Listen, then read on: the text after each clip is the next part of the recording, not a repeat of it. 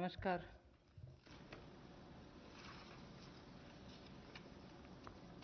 Today is the fourth day where, after the Prime Minister's address to the nation on building a Atmanirbhar Bharat, we have been announcing in several tranches the various steps that we want to take to give a stimulus, to help and to extend that little assistance which as a government we should and do it in time, and therefore we had a Pradhan Mantri Garib Kalyan package. Post that, we also ensured that people don't suffer with having to file their returns or comply with taxation and related things. So in stages we've announced relief for the MSMEs, NBFCs and so on.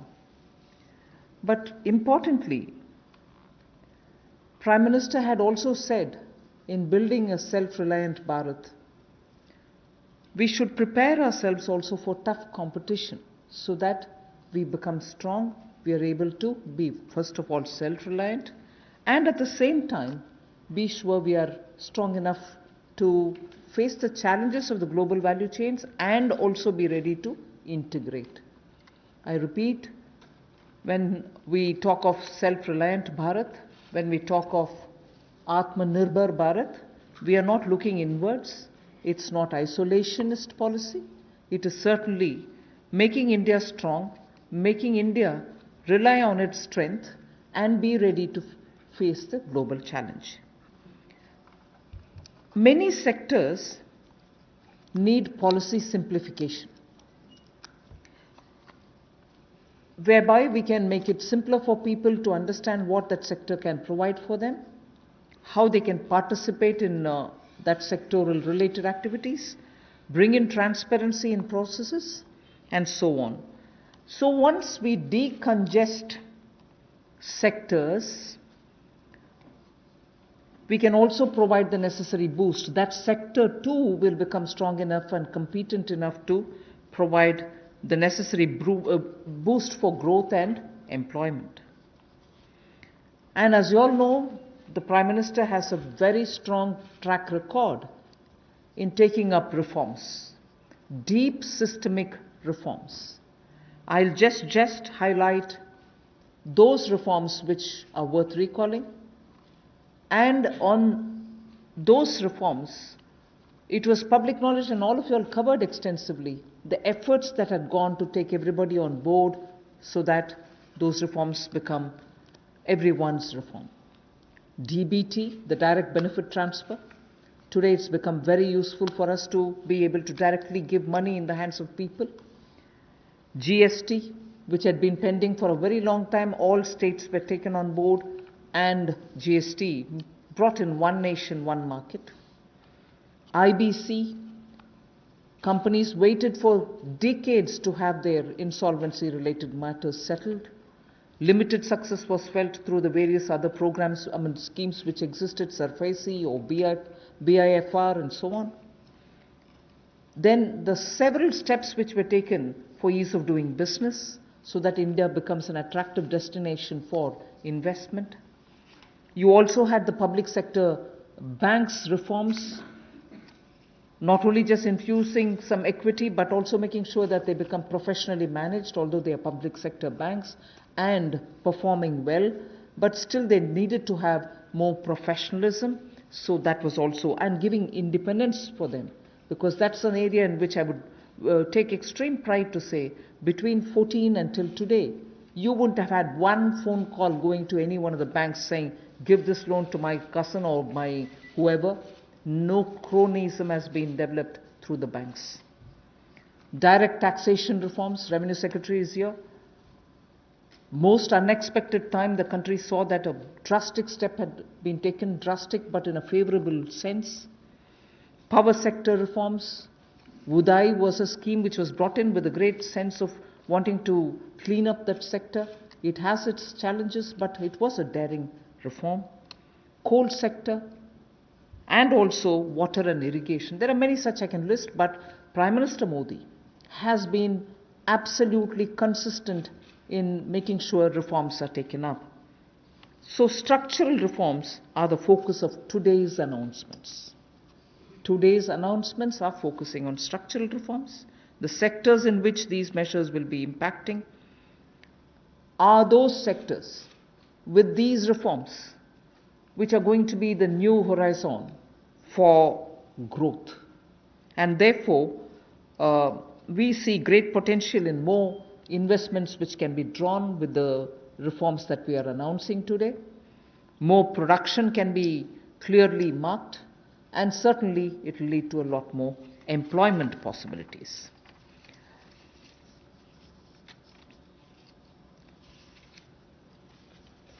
We can actually start off with some preliminary slides before I go into talking about today's announcements, which will explain all the steps that we've taken in the recent past to make sure that investment come into this country and also make India a far more business-friendly destination. Before I go into that, it is important for us to recall that steps which have been taken earlier have been announced variously at different times. And because of the lockdown and because of COVID, I think time feels like as though it's been a long time since the budget was presented. It was only presented on 1st February. And just as soon as the finance bill got passed, the Parliament also had to very quickly close for the reasons of social distancing and so on. And just before February, we announced the National Infrastructure Investment Foundation, the fund that was launched. So, and therefore such steps have been taken. Clearly these are the ones which are going to initiate a lot of things that we want to tell today, and also a lot of things that we want to do towards building an Atma-Nirbhar Bharat. So if we can go to the first slide.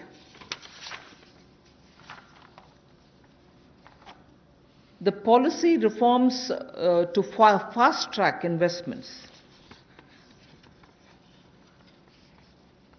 In the last couple of months, an empowered group of secretaries has been formed who also looked at project development, and project development cells were formed in various ministries. Ranking of states on investment attractiveness is also being worked out. This will make them compete for new investments, and promotion of champion sectors such as the solar PV manufacturing and so on, the advanced cell battery storage research. These kind of activities are also being given a priority. So for an Atma-Nirbhar Bharat and for Make in India, such steps are crucial, and we want to make sure that efforts which have been taken clearly give us the confidence that Make in India, which was launched at least 3 years back as an initiative to change the mindset of people, to bring in new ways of doing business, to make sure that India becomes attractive on its strength, are all being received very well. So today, if I look at Make in India for Atma-Nirbhar Bharat, the foundation was laid earlier, and many investors have found that India's market, size of India's market, the aspirational middle class, the rule of law which prevails, and also making sure the talent pool which exists in India makes India an attractive destination for producing for India and also for producing in India and exporting from India. So that is exactly what has been shown here, and incentive schemes are being given for these champion sectors. So we need to clearly understand the purpose with which, when we talk of Atma-Nirbhar Bharat, it is on all these steps building India's strengths. The next slide would show you that attempts and also efforts have already started for upgradation of industrial infrastructure. I'm saying all this because the reform steps that I'm going to announce will have all these also having a play in the various steps that we are announcing. Upgradation of industrial infrastructure is something which we need to talk about afresh, although industrial infrastructure, industrial land banks, and also clusters have been recognized long time back. But they are all somewhat being utilized, many of them lying unutilized. So now using technology, we are making sure these land parcels are, through GPS, GIS mapping, are able to be identified, location cleared, their challenges being identified, common facilities which have to be created will all be done. 3,376 industrial parks and estates and SEZs have between them, have among them 5 lakh hectares, all of them mapped as industrial information system can map them for future use. So this will be a part of the portal which we'll be running, so that it will be available for any future potential investor to say, I know land exists there, we can go set up a business there. In the meanwhile, the state government working with the center is going to provide all the common facilities. So all industrial parks also will get ranked by 2020-21, so that we know what is the level of readiness that they have and how ready they are for competition. So with this said as a broad introductory statement, I just want to highlight the 8 sectors about which we are going to talk, where reforms are being brought in: coal, minerals, defense production. I read out separately the next 3, although they together contribute for flying, airports, and also aerospace related matters. Airspace management, airports, MRO, which is maintenance, repair and overhaul. So those 3 all go over to the civil aviation area. Distribution companies in the union territories, power distribution companies in the union territories. Space sector, where ISRO and others have been flag bearers for India. Atomic energy. So 8 sectors, but I will be showing you about 10 to 12 slides, all of them explaining each one of these sectors in detail. नमस्कार। आत्मनिर्भर भारत की जो कल्पना माननीय प्रधानमंत्री जी ने हम सबके सामने रखी थी और 20 लाख करोड़ का पैकेज देश भर के लिए लाए थे, उसी कड़ी में आज चौथी प्रेस वार्ता में नए क्षेत्र कौन से हमारे विकास के लिए हो सकते हैं, उसको लेकर क्या बदलाव, क्या रिफॉर्म्स लाई जा सकती हैं, उसको लेकर आज हम आप सबके सामने आए हैं। क्योंकि माननीय प्रधानमंत्री जी ने कई बार पहले भी कहा है, रिफॉर्म, परफॉर्म, ट्रांसफॉर्म, और उसी दिशा में सबसे पहला कदम है रिफॉर्म्स लाने का। पिछले कुछ दिनों में एमएसएमई सेक्टर हो या एग्रीकल्चर सेक्टर हो, इनकी परिभाषाएं चाहे एमएसएमई की हो, ये एसेंशियल कमोडिटीज एक्ट की हो, एपीएमसी एक्ट की बात हो, इनको बदलने से ही इतनी पॉजिटिव बातचीत पूरे देश भर में हो रही है, एक सकारात्मक सोच इन दोनों वर्गों में देश भर के करोड़ों लोगों के बीच में चल रही है। एक नया क्षेत्र या बाकी नए क्षेत्र, जिनकी माननीय वित्त मंत्री जी ने भी बात कही कि 8 नए क्षेत्रों को लेकर आप सबके सामने आए हैं। ये भी कहा कि आत्मनिर्भर भारत को कड़ी प्रतिस्पर्धा के लिए तैयार रहना होगा, हर चैलेंज के लिए, चुनौती के लिए तैयार रहना होगा, और जहां जहां नीतिगत बदलाव चाहिए वहां वहां नीतिगत बदलाव लाने के लिए भी हम लोग तैयार हैं। अब इंप्लीमेंटेशन की बात आती है, उसके लिए माने ही मोदी जी जाते हैं कि किस तरह से अच्छी इंप्लीमेंटेशन पिछले 6 वर्षों में करके दिखाई, चाहे वो जीएसटी की बात हो, इंसॉल्वेंसी बैंक्रप्सी कोड की बात हो, जनधन योजना की बात हो, यूपीआई जैसे प्लेटफॉर्म बनाने की बात हो, हर गांव में बिजली और हर घर को राशन देने तक की कोविड-19 की स्थिति में बात हो।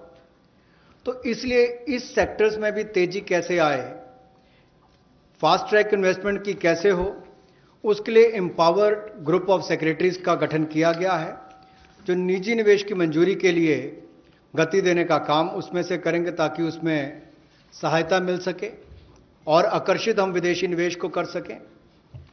प्रत्येक मंत्रालय में प्रोजेक्ट डेवलपमेंट सेल बनेगा जो ये तय करेगा कि किस क्षेत्र में निवेश आ सकता है, कौन निवेशक हो सकता है, इनसे बातचीत करेगा और राज्यों से और केंद्र से बात भी करेगा ताकि निवेश करने वाले को कहीं पर दिक्कत ना आए। एक तरह से हैंड होल्डिंग करने का काम यहां पर होगा। राज्यों की रैंकिंग भी होगी, उनकी कितनी अट्रैक्टिव पॉलिसीज है कि इन्वेस्टमेंट के लिए, यानी कि निवेश के लिए कितनी आकर्षित करने वाली उनकी योजनाएं हैं, उसके ऊपर डिपेंड करेगा उनकी रैंकिंग को। और नए चैंपियन सेक्टर्स को बढ़ावा देने के लिए, चाहे वो सोलर पीवी हो, इसकी मैन्युफैक्चरिंग की बात हो, या एडवांस सेल बैटरी मैन्युफैक्चरिंग की बात हो, इसके लिए भी जो भी इंसेंटिव देने होंगे वो भी हम लेकर आएंगे ताकि इन क्षेत्रों में भी बढ़ावा, ऐसे और कई क्षेत्रों में भी बढ़ावा मिल सके जो नए चैंपियन सेक्टर्स हैं।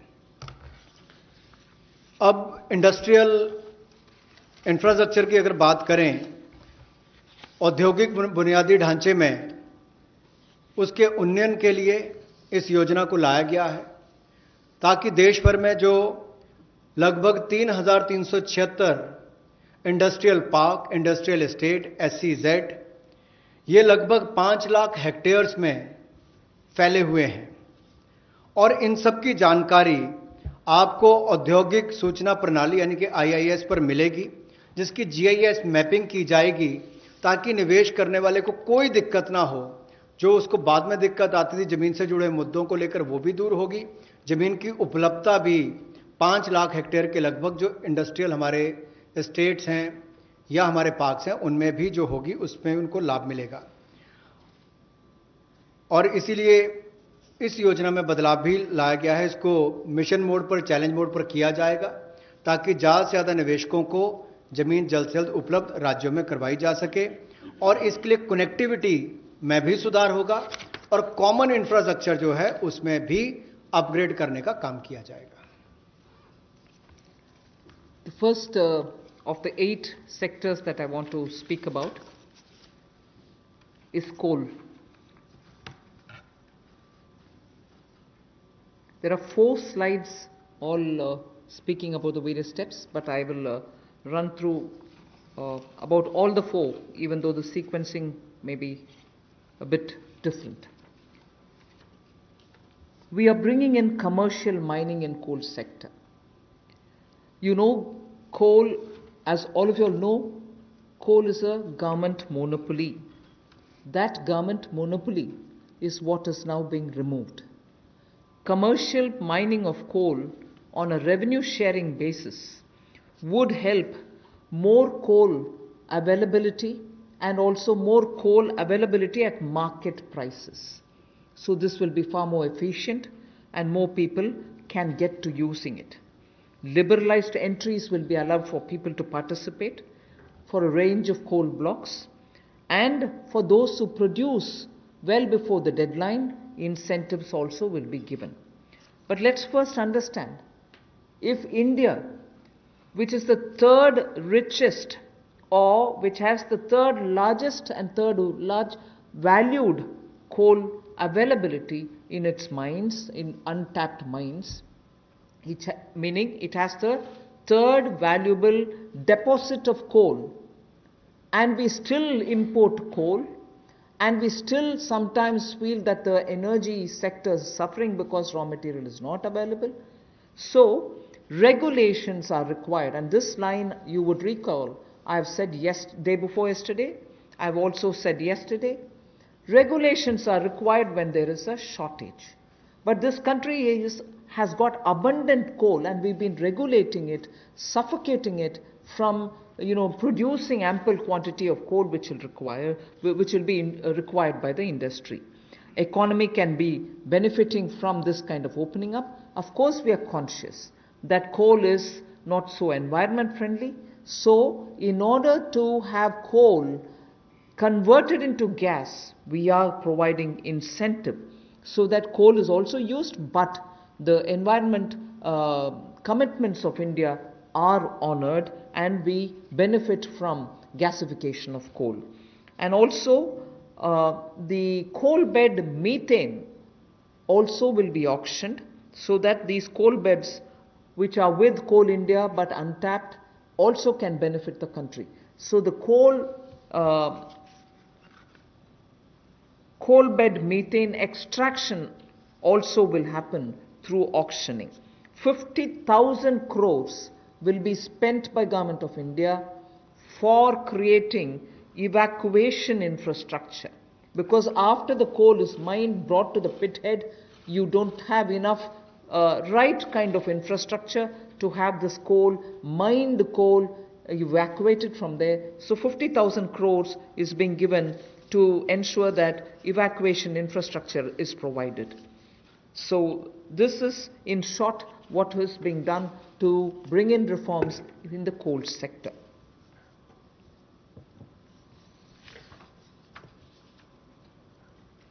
कोयला उत्पादन के क्षेत्र में आत्मनिर्भरता हमारी कैसे बने और केवल उतना ही कोयला बाहर से लाया जाए जिसकी आवश्यकता है, जो यहां पर उपलब्ध नहीं है।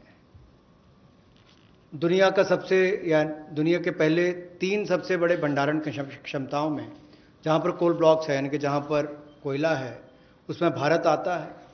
उसके बावजूद हम शायद अपनी क्षमता का दोहन नहीं कर पाए जो हमारे पास उपलब्ध थी, और इसीलिए कुछ बदलाव इसमें किए जाएंगे ताकि इसमें जो प्रति टन पहले जितने रुपए मिलते थे उसकी बजाय अब राजस्व साझा करने की बात आएगी, उस पर जाया जाएगा।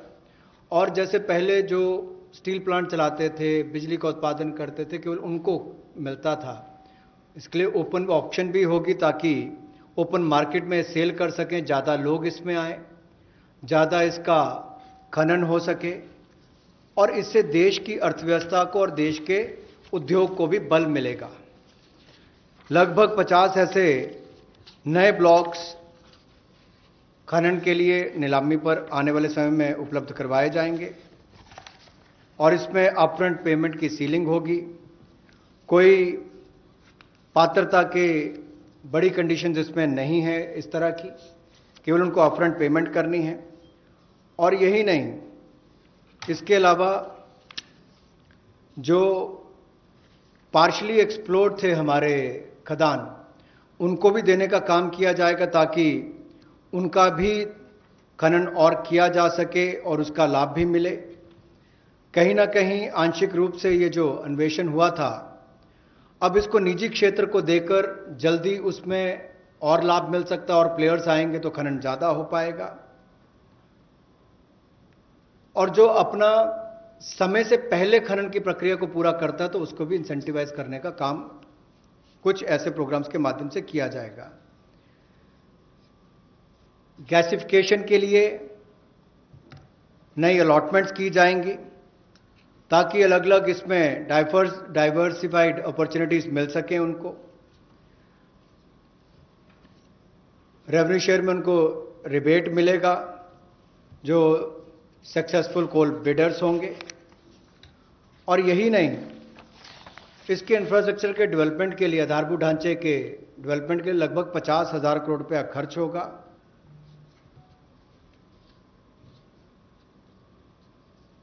और ये जो कोल इंडिया लिमिटेड की